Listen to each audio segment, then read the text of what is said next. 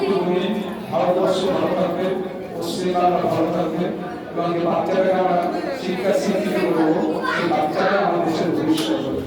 তাই দুষ্টু দুষ্টু বাচ্চাদের নিয়ে আমার সংসার দিদিকে বলছিলাম।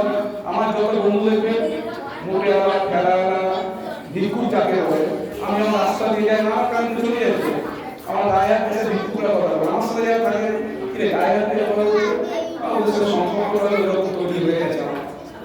তাই প্রত্যেকটা মানুষের মধ্যে বারবার করে বলছি যে মানবকে যারা দানবকে চাপিয়ে দেয়, তার একটাই কারণ হচ্ছে শিক্ষা।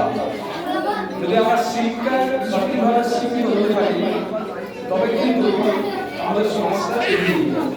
তাই আমরা শিক্ষাটাকে সঠিকভাবে দিতে পারি, আমরা মনে করি আমরা সবাই খুশি থাকবো, সবাই ভালো থাকবো, মানুষ এইভাবে এগিয়ে যা আপনাদের সাফল্য কামনা করি। আপনারা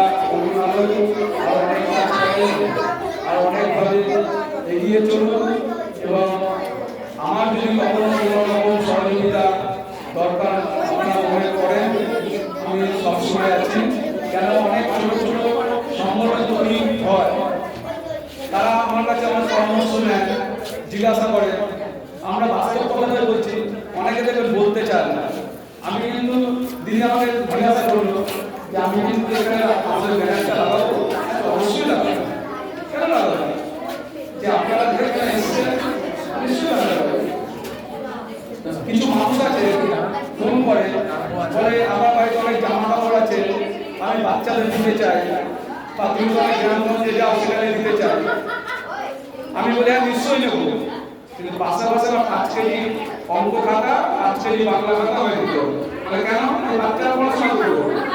তাই আমি দোলাদিকে বলেছিলাম দোলাদি আমার কিন্তু খাতা লাগবে, বাচ্চাদের পড়াশোনা করার জন্য আমার লাগে, ওই দাদা আপনি চিন্তা করবেন না, আমি ঠিক নিয়ে দেবো।